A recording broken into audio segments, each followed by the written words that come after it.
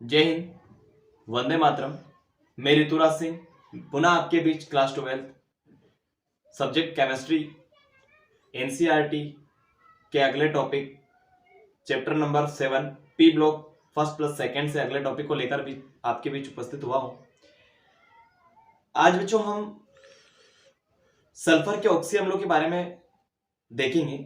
Oxy अम्ल क्या होता है, मैंने पिछले वीडियो में आपको फास्फोरस के ऑक्सी अम्लों के बारे में बताया था, जिसमें आपको ऑक्सी अम्लों की डेफिनेशन बताया, ऑक्सी अम्लों के बारे में पढ़ा हमने। सेम वही क्वेश्चन होगा, संरचना बदलती जाएगी, ऑक्सी अम्लों का नाम बदल जाएगा, केंद्रीय धातु परमाणु बदल जाएगा।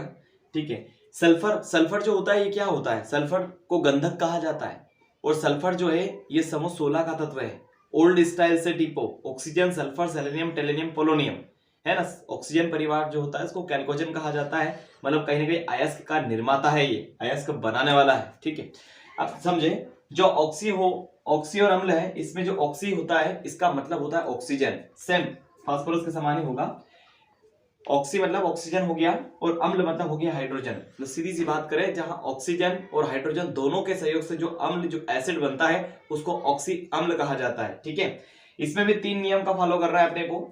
हाइड्रोजन की जो वैलेंसी होती है वो +1 होती है। जब भी हाइड्रोजन सल्फर के साथ जुड़ेगा या ऑक्सीजन और हाइड्रोजन सल्फर के साथ जुड़ेंगे, तो हाइड्रोजन की बात करें तो सिंगल बॉन्ड के साथ ही जुड़ेगा, एक ही बंध के साथ, क्योंकि इस पे चार्जेस +1 होता है तो ये एक ही बंध के साथ सल्फर के साथ जुड़ेगा। बात करते हैं ऑक्सीजन की। ऑक्सीजन का जो वैलेंसी होता है वो -2 होता है और इस पर चार्जेस होता है -2। तो ऑक्सीजन जब भी जुड़ेगा डबल बॉन्ड के साथ ही जुड़ेगा, 2 बंध बनाएगा ऑक्सीजन, एक बंध के साथ कभी भी ऑक्सीजन सल्फर के साथ नहीं जुड़ेगा, इतना याद रखें। तीसरी पॉइंट की बात यह है बेटा कि जो OH समूह है, हाइड्रोक्सिल आयन जो ग्रुप है OH, इस पर चार्जेस होता है -1, ये भी जब भी जुड़ेगा सिंगल बॉन्ड के साथ ही जुड़ेगा। ये जो 3 मुख्य बातें हैं ये अपने को यहाँ सल्फर के ऑक्सी अम्लों में फॉलो करना है, उस पर चलना है नियम पर। अब मैं बात करता हूं सल्फर की। बेटा जो सल्फर होता है इसको कैपिटल S से रिप्रेजेंट किया जाता है। सल्फर को गंधक कहा जाता है। सल्फर को क्या कहते हैं बेटा? गंधक भी कहा जाता है। सल्फर को गंधक भी कहा जाता है। सल्फर जो होता है ये पीरियोडिक टेबल में जो समूह होता है, समूह 16 का तत्व है, और जो समूह 16 होता है इसको ऑक्सीजन परिवार कहा जाता है, इसको कैल्कोजन कहा जाता है। 16 को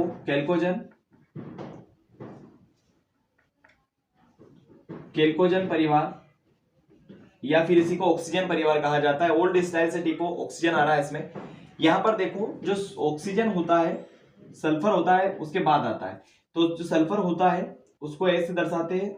जो सल्फर की अगर मैं बात करूं इलेक्ट्रॉनिक विन्यास की, तो सल्फर का एटॉमिक नंबर जो है, जो एटॉमिक नंबर है वो सल्फर का एटॉमिक नंबर भी 16 है। मतलब बहुत बड़ी बात है कि सल्फर का ग्रुप नंबर भी 16 है और इसका एटॉमिक नंबर, परमाणु क्रमांक भी 16 है। अब परमाणु क्रमांक के आधार पर इसका इलेक्ट्रॉनिक विन्यास निकालेंगे।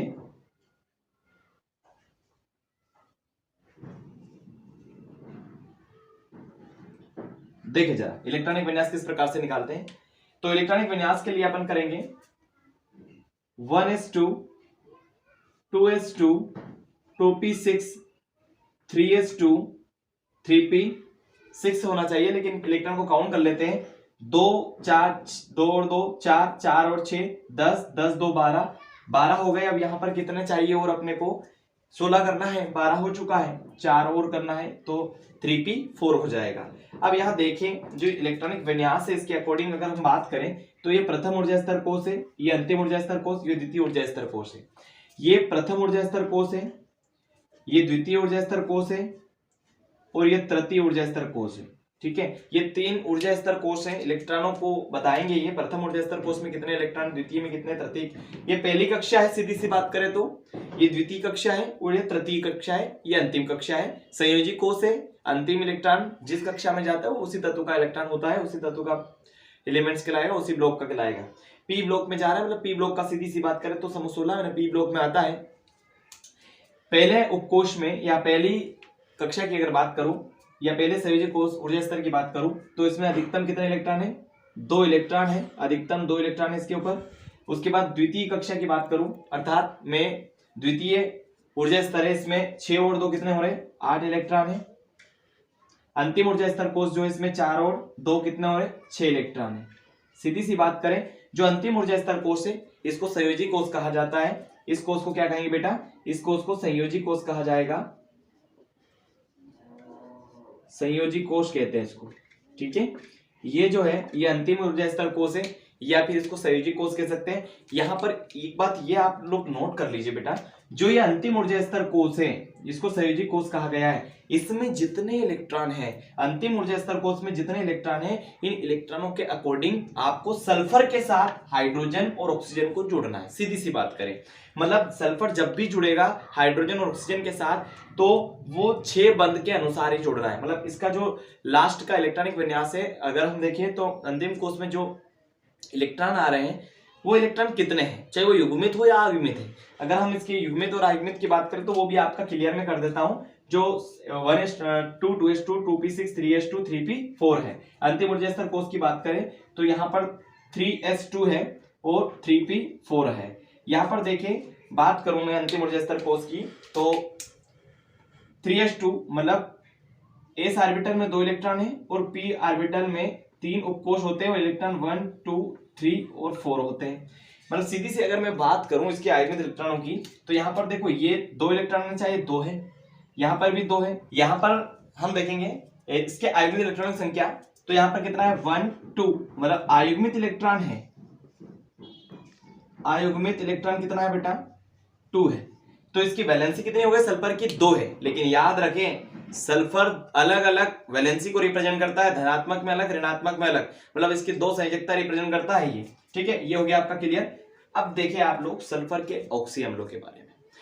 सीधी सी बात करें, सल्फर मतलब हो गया एस बेटा, सल्फर मतलब क्या एस, और ऑक्सी मतलब क्या हाइड्रोजन, और अम्ल मतलब सॉरी ऑक्सी मतलब क्या हो गया ऑक्सीजन, और अम्ल मतलब क्या हो गया हाइड्रोजन।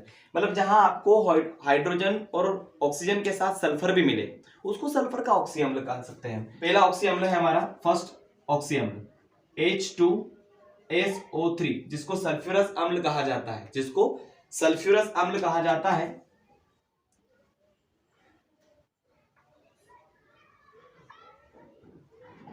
ठीक है बेटा, ये क्या कहलाता है सल्फ्यूरस अम्ल कहलाता है H2SO3। अब इसके ऑक्सीकरण अवस्था की बात करें, इसका ऑक्सीकरणांक निकालना है, जो केंद्रीय धातु परमाणु S का निकालेंगे, इसको हम मान के चलेंगे X। बाकी जो हाइड्रोजन और ऑक्सीजन है इसकी जो वैलेंसी है उससे हम इसको जितने इस अणु जुड़े हुए हैं, जैसे हाइड्रोजन 2 है 2 में हम 1 का मल्टीप्लाई करेंगे, जैसे इधर ऑक्सीजन 3 है 3 में मल्टीप्लाई -2 का करेंगे क्योंकि इसकी वैलेंसी होती है, ठीक है। तो ऑक्सीकरण अवस्था देखिए आप,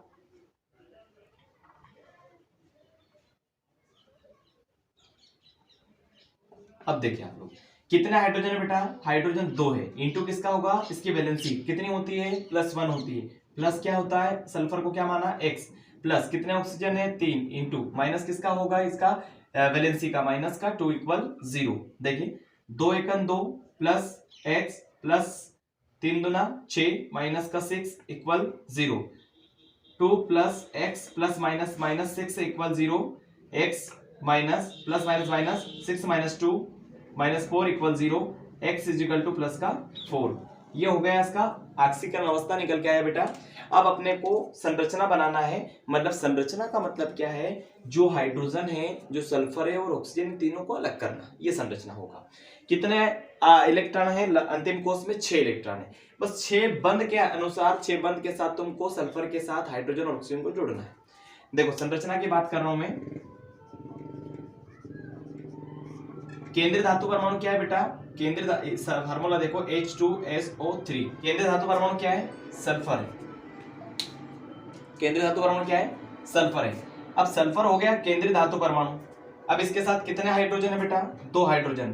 तो उससे पहले मैं एक ऑक्सीजन जोड़ देता हूं, तो सबसे पहले मैंने एक ऑक्सीजन जोड़ा डबल बॉन्ड के साथ, क्योंकि डबल बॉन्ड के साथ इसलिए जोड़ा है ऑक्सीजन की वैलेंसी जो होती है -2 होता है और डबल बॉन्ड के साथ इसको जोड़ सकते हैं। अब हाइड्रोजन 2 है, मैंने 2 हाइड्रोजन जोड़ दिए 1 2 हाइड्रोजन हो गए बेटा। अब यहाँ पर देखिए कंडीशन, अब मैं देखूं कि ऑक्सीजन मेरे पास बचा कितना है 2 ऑक्सीजन, हाइड्रोजन कंप्लीट हो गए। इधर अगर बंद की बात करो तो 2 और 2 4 बंद हुए, मतलब 2 बंद और मेरे पास अभी एक्स्ट्रा है।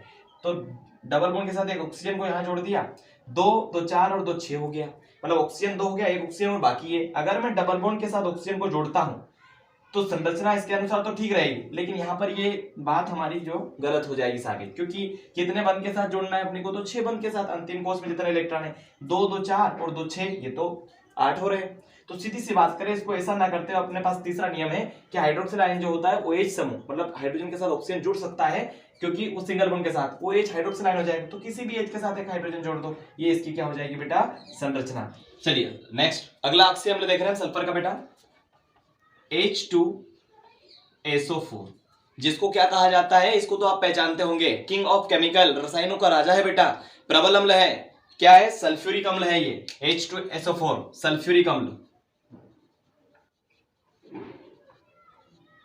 सल्फ्यूरिक अम्ल। अब इसका क्या निकालना है अपने को, सबसे पहले निकालना है बेटा इसका ऑक्सीकरण अंक।